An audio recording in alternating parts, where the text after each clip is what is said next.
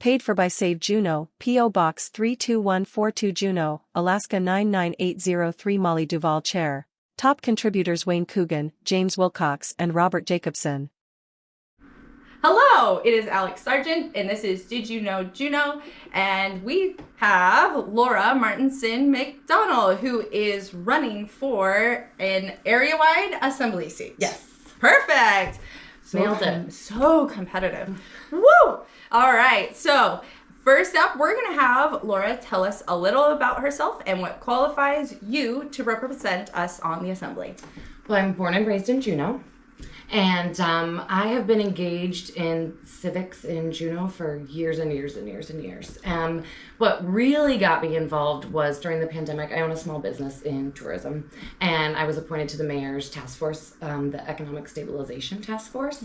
I had been pretty disillusioned with government prior to that because it just kind of feels like that, you just couldn't really have an impact. And so, but what I noticed was with local government and the municipal government, we had a big impact, and it was a very quick impact. So it was, we could take an issue, solve the issue, implement a solution, and watch it help people every single day and really quickly. And kind of restored my faith in government a little bit because I could see people in the community being impacted.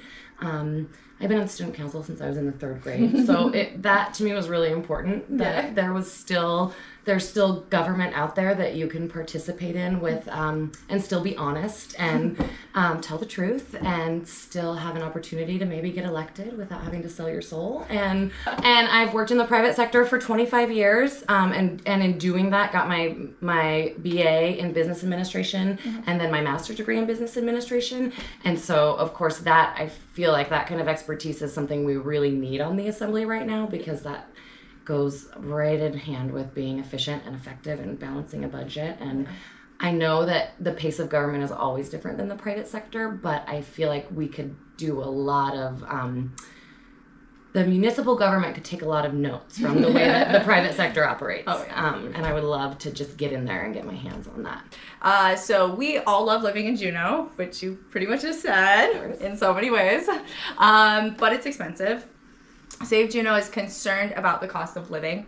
What is one idea the Assembly could implement to lower Juneau's cost of living? So the cost of living here is prohibitive. I mean, it is like, I feel like we're a little bit lucky in that we kind of got to put our roots down before this. I mean, the CPI's increased 29% since 2015. That's an incredible jump from, it was already too expensive to live here. Right. So I think what the biggest barrier is housing. And I think what we need to do is open up more land. We need dense housing.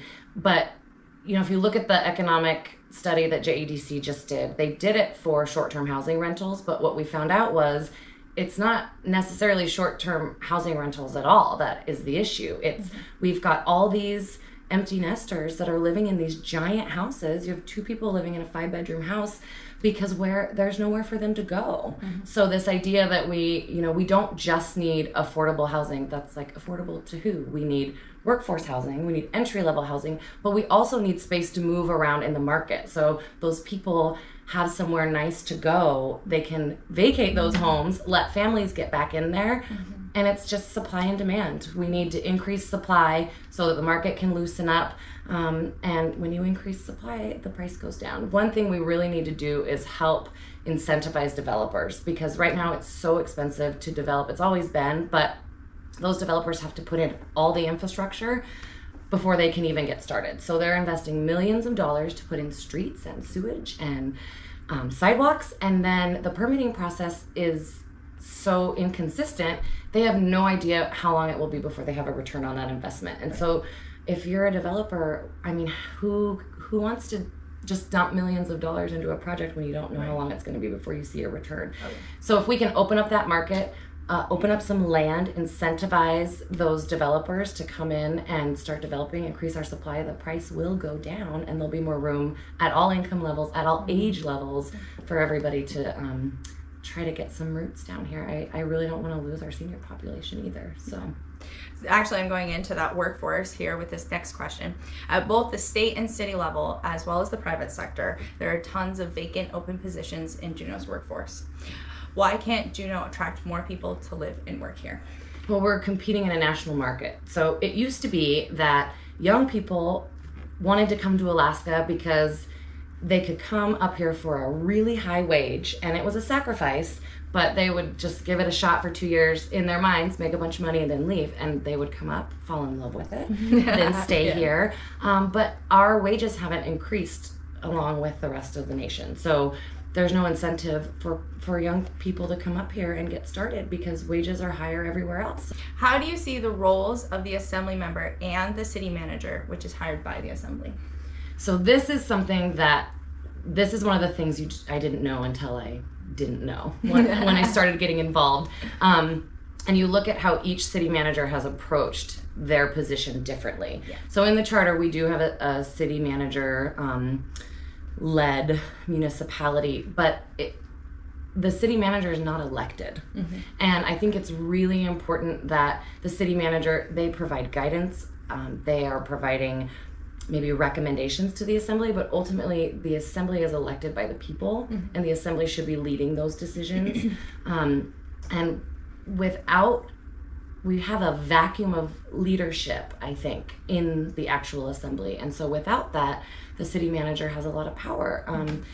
And when you look back to previous city managers, it didn't always used to be that way. Right. And it was more of a team effort, mm-hmm. But it was mayor led, it was assembly led, and I think we've got a great mayor right now. But I'm really excited to have some turnover. We have a new city manager, a new finance officer, mm-hmm. or we will have a new police chief, and I think that is all opportunities for us to kind of reset the balance of power and who has a say in what. Actually, funny, excellent. Rolling into the next question. How would your decisions be affected by public opinion, testimony, in person or email, versus using your knowledge and judgment you've gained on issues? So the tourism industry is a really good example of this right now. I was just looking last night. During the pandemic, the Alaska Chamber hired Dittman Polling to do a really intensive polling of Juneau's sentiment with the tourism industry. And what they found was 7% of people don't like cruise tourism. And over 60% of people are great with cruise tourism, and that 30% in the middle is indifferent. But when you look at the input the assembly is getting, mm-hmm. you have a very loud minority, mm-hmm. and that's all they're hearing. But without doing your own research and looking out at the broader picture and seeing, trying to figure out what the community sentiment actually is, I think it's really easy to see that you have 50 emails and they're all saying the same thing, and without that actual data to balance out all the emails and public testimony, you don't get the whole picture. And I think it's important to, of course, you have to take into account the input you're getting, but you also need to look at the bigger picture. And if there's data available, I don't think we use it enough. Okay. But there's the reverse of that, because you watch public testimony and then public testimony often isn't heard. Like, those voices they're not heard or they're not acknowledged. And that's really disheartening, I think, because you're taking time out of your busy day to go testify before the assembly. And I think there's a breakdown in communication, honestly. There's such a focus on consensus, voting together, voting unanimously, that there's not a lot of explanation about why or how we came to that decision. And that's one of my big priorities, is that if I'm elected, I will always let everybody know why I voted the way I did, because I think that part's really important. And do you support public servants promoting the city hall with public money? Do you have an alternative option to solving the ill-managed public building we have today? So this is a sticky one because there's a lot of misinformation out there. It is actually a state statute that if the city is putting a bond proposal on the ballot, they cannot disperse information without appropriating money to the information campaign because it has to be tracked by APOC. And that's why that state statute is there, because if they appropriate money to it, we all get to see exactly what they're spending their money on and how they're educating the public. Yeah. So without appropriating funds, you can't have a town hall meeting, you can't disperse information. But without explaining that to the public, so when they appropriated that $50,000, again, there was no explanation. They didn't tell everybody why they had to do that. And so from the outside, that's not a good look. It looks like they're spending our money to change our minds. We have got to listen to what the voters decide. And it's hard being a candidate that's on the same ballot as the bond measure, because I feel like we're in the hot seat. This issue's become so divisive for us and for the candidates, and I think that's unfortunate because we don't have the luxury of being a one-issue campaign. There are so many other things I'm also worried about that I just feel like it's such a distraction to the conversation. I don't have the luxury of just worrying about City Hall. It's important, but I'm looking at the entire economy and housing and childcare and the icebreaker and the North Douglas crossing. So I just wish that things had gone differently. But again, we didn't make those decisions. That's why we're running, to have some fresh voices. Some 400 homeowners appealed their property assessment this year. Talk to us about property taxes and where you stand on that. Well, I'm a homeowner, and this is awful.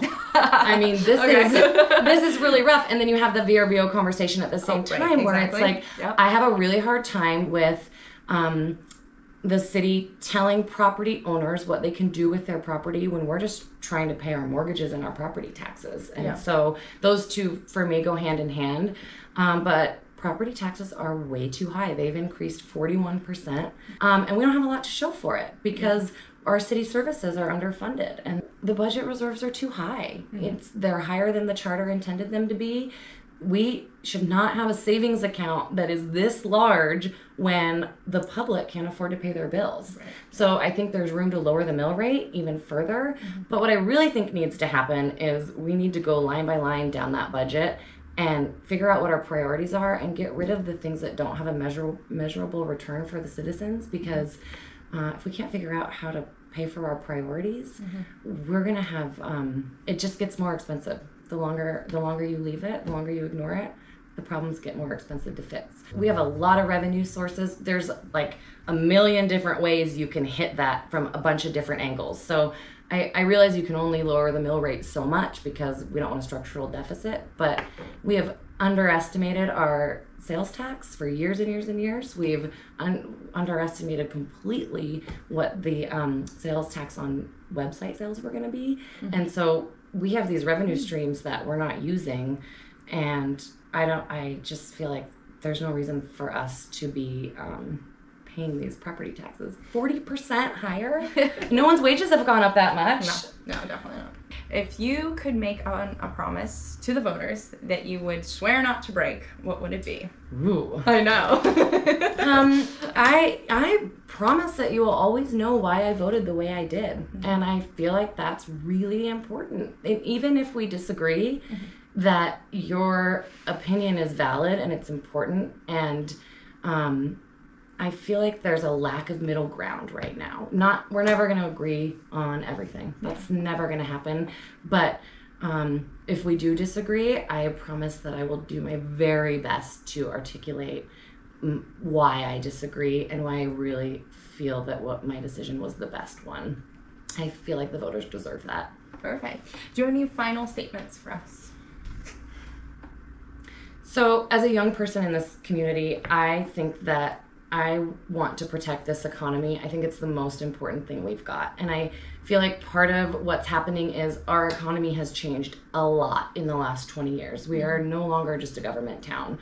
We have lost 30% of state jobs. We're losing all of our state funding for education. We've lost our pension plans. It's like the faucet got turned off, but nobody really acknowledged it. And we can't keep doing the same thing in a different world and in a different economy. We have got to foster the economic industries that we have. We need to take care of our mining industry.